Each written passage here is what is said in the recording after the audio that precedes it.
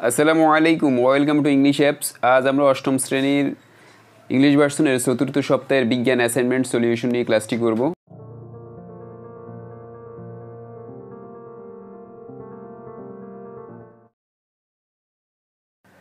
প্রথমে আমরা প্রশ্ন এবং সিলেবাস নিয়ে কথা বলবো। তোমরা স্ক্রিনে দেখতে পাচ্ছ তোমাদের চতুর্থ সপ্তাহের বিজ্ঞান অ্যাসাইনমেন্টের সিলেবাসে একটা টেবিল দেওয়া আছে, সেখানে এলিমেন্ট দেওয়া আছে XYZ, তারপর হচ্ছে অ্যাটমিক নাম্বার 17, 11 এবং 6, আর মাস নাম্বার দেওয়া আছে 35, 23 এবং হচ্ছে 14। এগুলো হচ্ছে যে XYZ এর ভ্যালু, অ্যাটমিক নাম্বার এবং মাস নাম্বার। চারটা প্রশ্ন করা হয়েছে এই উদ্দীপকের আলোকে। First question, what is isotope, অর্থাৎ আইসোটোপ কী সেটা ডেফিনেশনটা আমাদেরকে লিখতে হবে। বি নাম্বার কোশ্চেনে বলা হয়েছে what do you mean by atomic number, atomic number বলতে কী বুঝো সেটা লিখতে হবে। তো সেটারও একটা ডেফিনেশন একটু এ নাম্বার থেকে বি নাম্বারটা আর একটু ডিসক্রিপটিভ হবে, একটু বড় হবে।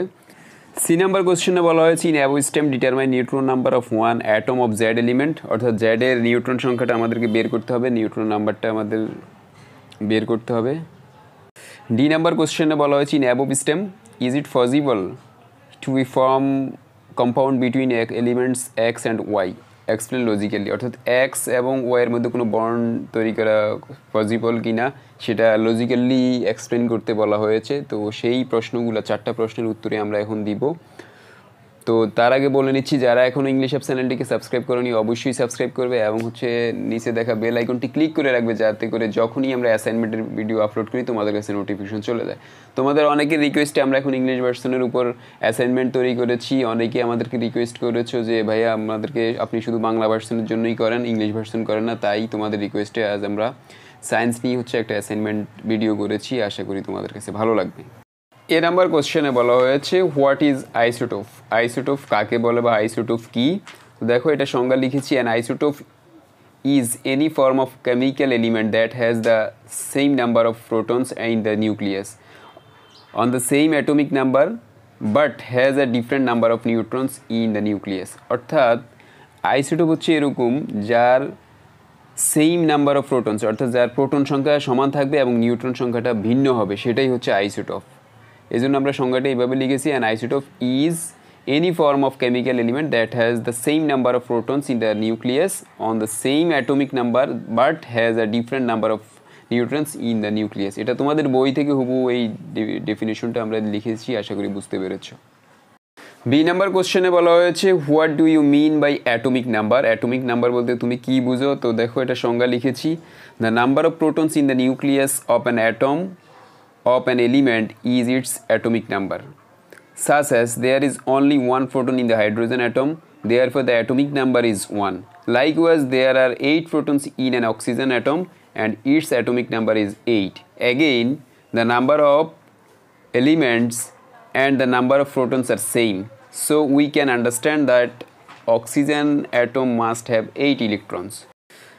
সি নাম্বার কোশ্চেনে বলা হয়েছে calculate the number of neutrons of an atom Z given in the stem, স্টেমে যে জেডের মানটা রয়েছে তার নিউট্রন সংখ্যাটা বের করতে বলা হয়েছে। তো অ্যান্সার লিখছি, তোমরা দেখো, the atomic number of an element Z is 6, জেডের এলিমেন্ট নাম্বারটা হচ্ছে, অ্যাটমিক নাম্বারটা হচ্ছে 6 and the mass number is 14, mass number হচ্ছে 14।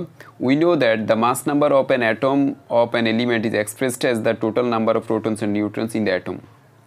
তার মানে আমাদের নিউট্রন সংখ্যা বের করতে হলে মাস নাম্বার থেকে আমাদের অ্যাটমিক নাম্বারটা মাইনাস করে দিলে হচ্ছে যেটা বের হবে সেটাই হচ্ছে নিউট্রন নাম্বার। তো সেটা আমরা এখন বের করব। সো উই ক্যান রাইট, আমরা লিখতে পারি mass number of an element equal to number of protons plus number of neutrons, অর্থাৎ নাম্বার অফ প্রোটন আর নাম্বার অফ নিউট্রন, নিউট্রন এবং প্রোটনের সংখ্যা যোগ করে হচ্ছে মাস নাম্বারটা বের করা যায়। তাহলে নাম্বার অফ নিউট্রনস আমাদেরকে বের করতে হবে, তাহলে number of neutrons equals mass number of an element minus number of protons, অর্থাৎ মাস নাম্বার থেকে যদি আমরা প্রোটনের নাম্বারটা যদি মাইনাস করে দিই তাহলে হচ্ছে আমাদের নিউট্রনের নাম্বারটা বের হবে। তো আমাদের নাম্বার অফ নিউট্রনস ইকুয়ালস আমাদের দেওয়া আছে মাস নাম্বার 14, সেটা থেকে আমরা প্রোটনের সংখ্যাটা মাইনাস করে, তো প্রোটন লেখা আছে 6, তো 14 থেকে 6 মাইনাস করলে হচ্ছে 8 বের হয়, যেটা হচ্ছে আমাদের neutrons. So number of neutrons equals 8, then number of neutrons in the element Z is 8। এটা হচ্ছে answer, hopefully you can understand well. D number কোশ্চেনে আমাদেরকে বলা হয়েছে analysis the distribution of electrons in X and Y and explain their ability to form bond between them, অর্থাৎ X এবং ওয়াইয়ের মধ্যে বন্ড তৈরি করার বন্ডের সম্পর্কে অ্যাবিলিটি সম্পর্কে আমাদেরকে এক্সপ্লেইন করতে বলা হয়েছে বা ব্যাখ্যা করতে বলা হয়েছে। আমরা অ্যান্সার লিখলাম, তোমরা দেখো। The atomic number of the elements X and Y are 17 and 11, অর্থাৎ এক নাম্বার হচ্ছে এক্সের হচ্ছে 17 এবং হচ্ছে ওয়াইয়ের হচ্ছে 11। উইনো আমরা জানি দ্যাট যে this atomic number contains chlorine and sodium respectively, এই অ্যাটমিক নাম্বারটা কন্টেন করে ক্লোরিন এবং sodium. We see that sodium is in excess of electron to attain octet configuration. So the excess one electron is transferred to a chlorine atom from sodium atom and thus an ionic bond is formed due to a transfer of electrons.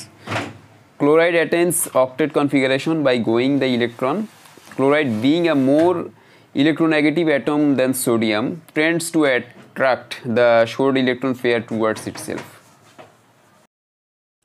Thus sodium chloride has sodium plus and chlorine minus ion, অর্থাৎ sodium একটি electron minus করে এবং chlorine একটি electron plus করে যুক্ত করে একটি স্থিতিশীল করেছে, যার মানে হচ্ছে সোডিয়াম প্লাস ক্লোরিন, যেটা প্রক্রিয়াজাত হয়ে সোডিয়াম প্লাস ক্লোরিন মাইনাস হয়েছে অথবা সোডিয়াম ক্লোরাইড হয়েছে।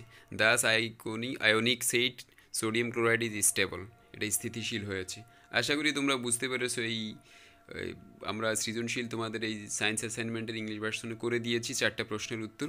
তো হোপফুলি তোমরা বুঝতে পেরেছো এবং হচ্ছে যে এইভাবে হচ্ছে যে সামনের দিনগুলোতে আমরা আশা করব তোমাদের পাশে থেকে তোমাদেরকে অ্যাসাইনমেন্ট দেওয়ার জন্য। তো যা আমাদের ক্লাস যদি ভালো লাগে অবশ্যই ইংলিশ অ্যাপ চ্যানেলকে সাবস্ক্রাইব করবে এবং হচ্ছে যে নোটিফিকেশন বাটনটি অন করে রাখবে, যাতে করে যখনই আমরা অ্যাসাইনমেন্টের ভিডিও আপলোড করি তোমাদের কাছে নোটিফিকেশন চলে যায়।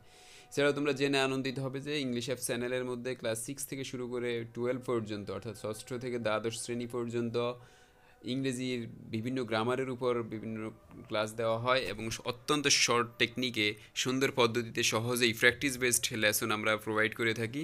আমাদের চ্যানেলে প্লেলিস্ট আকারে দেওয়া আছে প্রত্যেক ক্লাসে। তো তোমরা তোমাদের ইংলিশ ভীতি দূর করার জন্য, গ্রামাটিক্যাল আইটেমস খুব ভালো করে বোঝার জন্য অবশ্যই ইংলিশ অ্যাপ চ্যানেলকে সাবস্ক্রাইব করে ক্লাসগুলো দেখে নিবে, তাহলে আশা করি তোমরা উপকৃত হবে। তোমরা আরও জেনে আনন্দিত হবে যে আমাদের আরও একটি চ্যানেল রয়েছে এডুকেশন অ্যাপস নামে, সেখানে আমরা ক্লাস 1 থেকে শুরু করে 10 পর্যন্ত সকল ক্লাসে সকল বিষয়ের উপর রেকর্ডেড এবং লাইভ ক্লাস দিয়ে থাকি। সেটাও তোমরা সাবস্ক্রাইব করবে, ডেসক্রিপশন বক্সে আমরা লিঙ্ক দিয়ে দিব। তোমাদের যদি কোনো প্রবলেম হয় আমাদের ইংলিশ অ্যাপসের ফেসবুক পেজ এবং গ্রুপ রয়েছে, সেখানে তোমরা কন্ট্যাক্ট করতে পারো। এছাড়াও যদি আমাদের আরও অ্যাসাইনমেন্ট সলিউশন নামে আরও একটি গ্রুপ রয়েছে, ক্লাস JSCBS 2020 নামে গ্রুপ রয়েছে, সেখানে তোমরা জয়েন দিতে পারো। আমি সব ডেসক্রিপশন বক্সে লিঙ্ক দিয়ে দিব।